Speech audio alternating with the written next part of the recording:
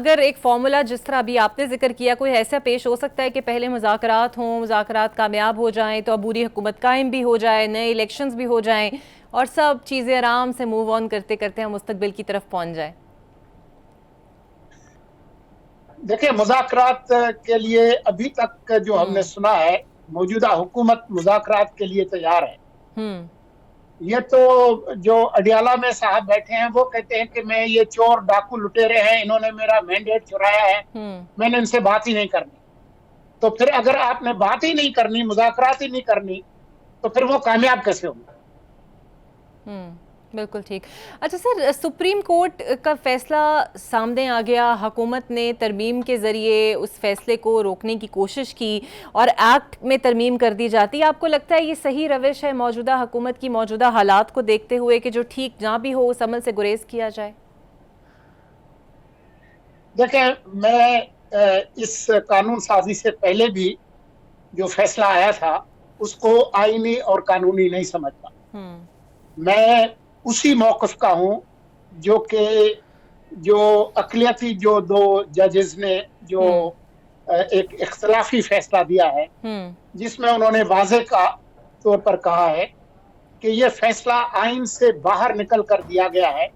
اور اگر اس فیصلے پر عمل درآمد کیا جائے گا تو آئین کے جو آرٹیکل ہیں 51 اور 106 ان کو معطل کرنا پڑے گا یا ان میں ترمیم کرنی پڑے گی۔ اس کے بغیر یہ ہو نہیں سکتا۔ اب کیونکہ ایک نظر ثانی درخواست پہلے سے موجود ہے اور ابھی جو تفصیلی فیصلہ ہے وہ سامنے نہیں آیا، تو یہ تو پہلے ہی پہنچ گئی ہے پی ٹی آئی اس جو نیا جو ترمیمی ایکٹ ہے اس کے خلاف۔ تو جب تک ان کا فیصلہ نہیں ہوتا تو میں اس پر کوئی تبصرہ نہیں کرنا چاہوں گا۔ بہتر یہ ہوگا کہ جو چھٹی پر ججز گئے ہوئے ہیں وہ تشریف لے آئیں، پہلے اپنا تفصیلی فیصلہ بتائیں، پھر یہ جو نظر ثانی درخواست ہے اس پر بھی فیصلہ کریں، پھر جو پی ٹی آئی کی جو پٹیشن ہے کہ یہ غیر آئینی ترمیم کی گئی ہے اس پر بھی فیصلہ ہو جائے، تو اس کے بعد پتہ چلے گا کہ اب آگے ملک کو کہاں لے جانا ہے۔ اس طرح تحریک انصاف کے رہنما اور خود بانی پی ٹی آئی نے کہا کہ ہمیں شک ہے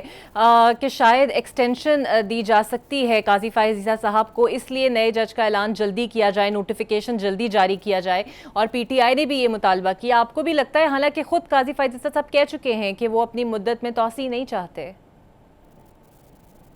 یہ جو پی ٹی آئی کی بیان بازی ہے، میرے خیال میں بنیادی طور پر جو موجودہ چیف جسٹس ہیں ان کی کردار کشی کی ایک مہم ہے، ان کو ایک طرح سے گندا کرنے کی ایک کوشش ہے۔ وہ صاحب پہلے ہی آن ریکارڈ کہہ چکے ہیں، جو موجودہ اٹارنی جنرل ہیں اور موجودہ وزیر قانون ہیں، یہ کیمرے پہ آ کر کہہ چکے ہیں کہ چیف جسٹس صاحب نے خود یہ کہا ہے کہ اگر آپ چاہیں گے بھی تو میں نے توسیع نہیں لینی۔ تو اس کے بعد یہ باب بند ہو جانا چاہیے تھا، لیکن کیونکہ ایک بغض قاضی فائز عیسیٰ ہے پی ٹی آئی کے اندر، جنہوں نے اس بغض کا عملاً مظاہرہ بھی کیا ہے جب غیر قانونی اور غیر آئینی طور پر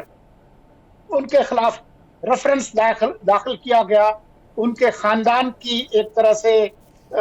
سرکوبی کرنے کی کوشش کی گئی، ان کے خلاف ایک طرح سے ہراسانی کی کوشش کی گئی، تو وہ کوشش کر رہے ہیں، ان کو ایک ٹارگٹ چاہیے ہر وقت، تو ایک ٹارگٹ جو ہے وہ قاضی فائز عیسیٰ ہے۔ میں نہیں سمجھتا کہ اس کا کوئی امکان ہے کہ حکومت جو چیف جسٹس کا جو ٹینیور ہے، جو مدت ہے، اس میں کسی قسم کی توسیع کرنے جا رہی ہے، اور مجھے نہیں لگتا کہ جو قاضی فائز عیسیٰ صاحب نے جو کہا ہے کہ میں نے توسیع نہیں لینی، تو پھر وہ توسیع لیں اور پھر وہ اپنے جو کردار ہے اس کو کوئی نقصان پہنچائے۔